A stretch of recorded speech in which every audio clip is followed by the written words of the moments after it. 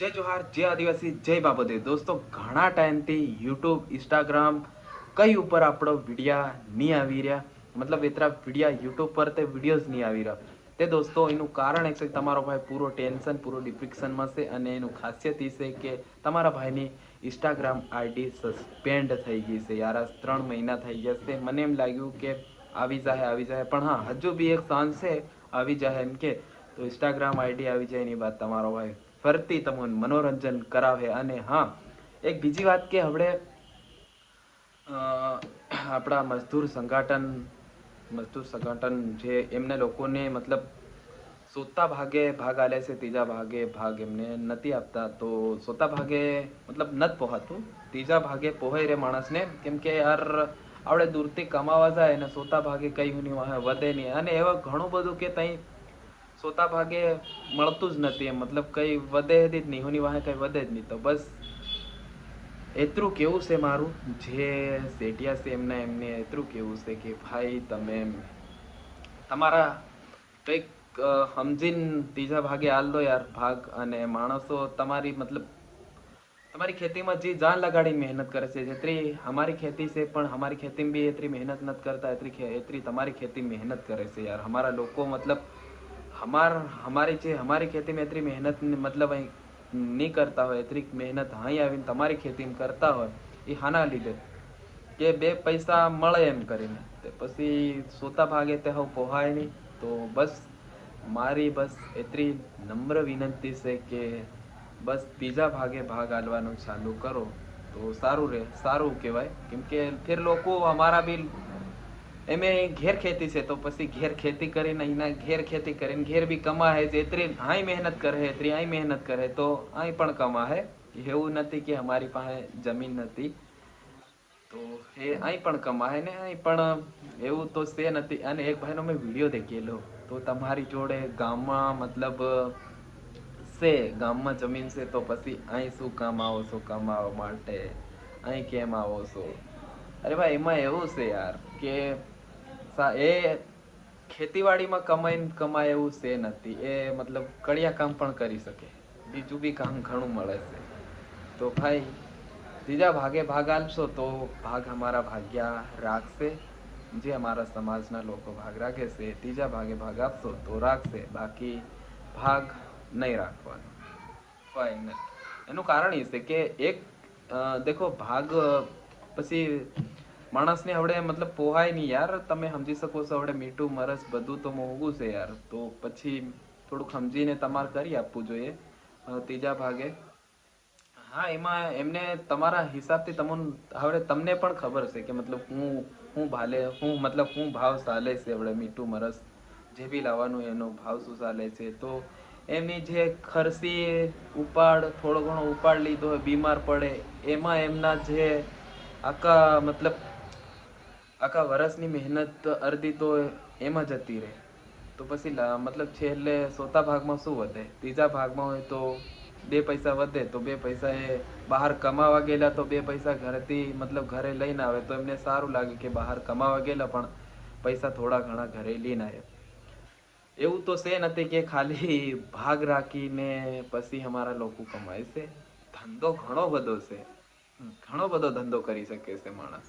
પણ હા, હવે કેવું કે અહીં મતલબ મજૂરી કરવા આવે તો મતલબ ઘણા બધા એવા સેટિયા સારા પણ હોય છે. સેટિયા ઘણા એવા સારા પણ હોય છે ભાઈ.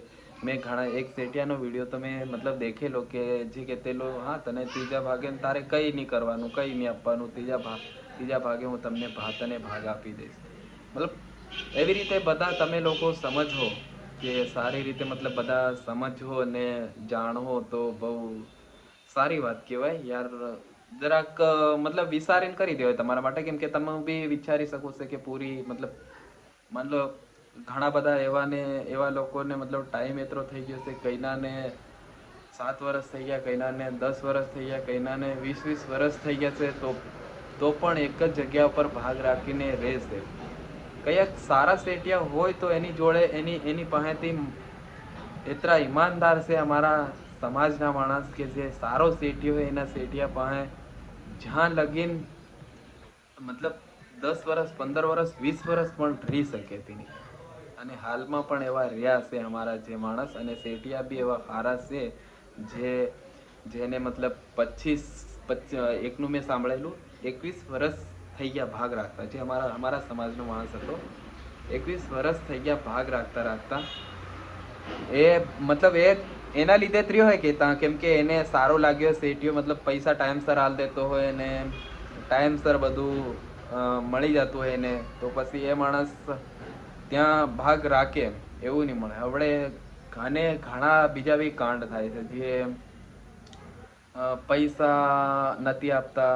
એ ગલત વસ્તુ છે. અમારા માણસ અહીંથી મહેનત કરી અને તમે પાછા પૈસા ના આપો. ઘણા બધા એવા કરે છે, એવા બીજા ઘણા એવા સીધા છે. બાકી ઘણા કોઈક એવા છે કે પૈસા નથી આપતા અને નાનું મતલબ હા દેખો, એ તમારે ભરોસે તમારી જમીન ઉપર તમારે ભરોસે જ આવીને રહે કે આપણે માન લો તમારે જ ભરોસે રહે ને, આપણે તમારા વાડીએ રહે તો તમારે ભરોસે રહે કે તમારી ખેતીમાં મહેનત કરે છે ને લાસ્ટ ટાઈમ પર તમે એમ કહો, જે પાકવાનો ટાઈમ આવી જાય એના પછી કહો કે હવે જા, તને આ નથી આપવાનો, ઓવર નથી આપવાનો, ઉપાડ નથી આપવાનો. ભાઈ જરૂરત પડે તો માણસને ઘરે જવા માટે પૈસા આપવા પડે, એનો સવાલ જ નથી. કેમ કે પછી એ મહેનત તો તમારા ખેતરમાં કરે છે ને બીજા પાસે થોડી પૈસા માંગવા જશે કે ભાઈ મને પૈસા આપ, મને જરૂરત છે. જે શેઠ છે, તમે શેઠ લોકો કહેવાય ગયા એમના, જે હવે તમારી ખેતીમાં મજૂર કરે છે, તો મતલબ તમારે વિચારવું પડે કે ભાઈ હા, ગમે એવી કાળી રાતે અડધી રાતે પણ એને જરૂરત પડે તો એને પૈસા આપવા જ પડે. તમારે તો જે માન લો એટલા બધા તો અર્જન્ટમાં એટલા બધા તો નથી માંગી લેતા કે 1 લાખ 2 લાખ 50,000 એટલા પણ નથી માંગતા. ઘરે જવા માટે 20-25,000 રૂપિયા જોઈએ, તો 20-25,000 નહીં પણ 10-15 ખાલી 5-6,000 રૂપિયા ભાડું આપી દે, બીજું તને હું કરી આલી, ઘરે જાતું નાખી આલી ફોન પે કે ગમે તેમાં. તો આટલી બધી મેં મતલબ દેખેલું. ઇન્સ્ટાગ્રામ પર મને જે મારી નવી આઈડી ખોલી એની અંદર મેસેજ કરે લોકો કે યાર અભિષેક ભાઈ, આપણા સમાજ લીધે વિડીયો કંઈક બનાવો. તો બસ મેં ઇન્સ્ટાગ્રામ પર એટલે નથી બનાવ્યું કેમ કે સારી રીતે સમજાવી ના શકીએ. ઇન્સ્ટાગ્રામ પર મતલબ થોડોક નાનો વિડીયો થાય અને આમાં પૂરો સમજી અને જાણી અને હજુ તમને પૂછે કે બસ એક વરા જે આવે છે એના પછી તમે આપણે ડિસિઝન લઈ લેવાનું છે કે ભાઈ ત્રીજે ભાગે ભાગ આપે તો જવાનું, નહીં તે નહીં જવાનું. મેં આપણે ઘર પણ ખેતી છે, એમાં પણ એટલી મહેનત કરો છો, પાકે આપણે બી પાકે જ છે, નહીં પાકીરું પાકે જ છે. પણ આમાં કેવું કે ભાઈ તઈ બહાર બીજા લોકો ઘેર કમાય છે અને બીજા બધા ઘેર રહીને શું કરીએ તો બહાર પણ કમાવા જાય છે. તો બસ મારે તો શેઠિયા લોકોને એટલી જ વિનંતી છે કે બસ અમારા સમાજના લોકોને ત્રીજા ભાગે ભાગ આપો તો અમારા લોકો આવશે, નકર નહીં. જોહાર, જય બાવાદેવ.